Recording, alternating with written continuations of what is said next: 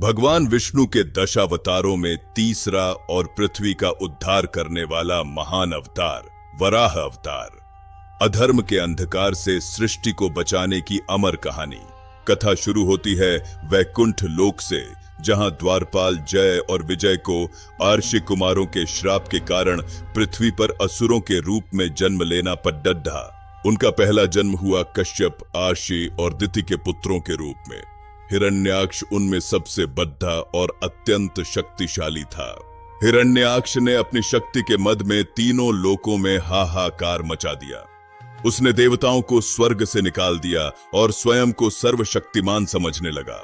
अपनी क्रूरता की पराकाष्ठा पर हिरण्याक्ष ने माता पृथ्वी, भूमैया को चुरा लिया और उन्हें गर्भोदक समुद्र की अतल गहराइयों में छिपा दिया। पृथ्वी के डूबने से सृष्टि का संतुलन बिगड़ा गया।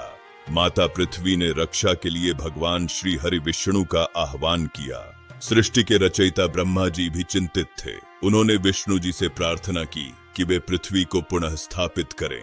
अचानक ब्रह्मा जी की नाक से एक छोटा सा वराह प्रकट हुआ। देखते ही देखते उसका आकार एक विशाल पर्वत के समान हो गया। यही था भगवान विष्णु का वराह अवतार। उनके गर्जन से दिशाएं गूंज उठीं और समुद्र की लहरें थम गईं। पृथ्वी को खोजने के लिए भगवान ने समुद्र की गहराइयों में गोता लगाया। वे अपनी सूंघने की शक्ति से माता पृथ्वी का पता लगा रहे थे।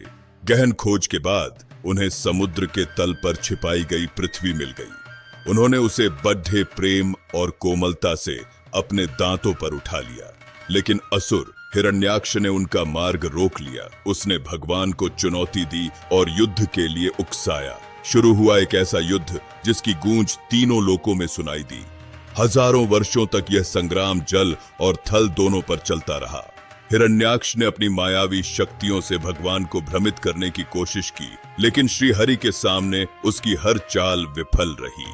अंततः भगवान ने अपनी दिव्य गदा से उस अहंकारी असुर का वध कर दिया और उसे पापों से मुक्ति दिलाई। असुर का अंत कर भगवान वराह समुद्र से बाहर आए। माता पृथ्वी उनके दिव्य स्पर्श से पुनः पवित्र और सुरक्षित हो गई। उन्होंने पृथ्वी को उसकी कक्षा में पुनः स्थापित किया, जिससे जीवन का चक्र एक बार फिर सुचारू रूप से चलने लगा। माता पृथ्वी ने अपने रक्षक को धन्यवाद दिया। यह मिलन धर्म की रक्षा और पृथ्वी के प्रति ईश्वर के प्रेम का प्रतीक है। वराह अवतार हमें सिखाता है कि जब भी धर्म पर संकट आता है, ईश्वर किसी न किसी रूप में उद्धार के लिए अवश्य आते हैं। यह अवतार शक्ति के उस रूप को दर्शाता है जिसका उद्देश्य विनाश नहीं बल्कि संरक्षण और सेवा है। वेदों में वराह को यज्ञ का प्रतीक माना गया है। उनके शरीर का हर हिस्सा धर्म और कर्म कांड का प्रतिनिधित्व करता है। उन्होंने कीच डीएच से पृथ्वी को निकाला। यह इस बात का प्रतीक है कि ज्ञान हमें अज्ञानता के कीच डीएच से बाहर निकालता है। विष्णु के इस तीसरे अवतार की महिमा हमें साहस और कर्तव्य निष्ठा का पाठ पढ़ाती है। जय श्री वराह। आशा है कि भगवान वराह की यह कथा आपके जीवन में नई उमंग और विश्वास भरेगी। जय श्री हरि। हमारे साथ इस आध्यात्मिक यात्रा पर बने रहने के लिए आपका धन्यवाद। भगवान विष्णु की कृपा आप पर बनी रहे। अगर आपको यह वीडियो पसंद आया तो इसे लाइक करें, अपनों के साथ शेयर करें और चैनल को सब्सक्राइब करना न भूलें। जय श्री कृष्ण।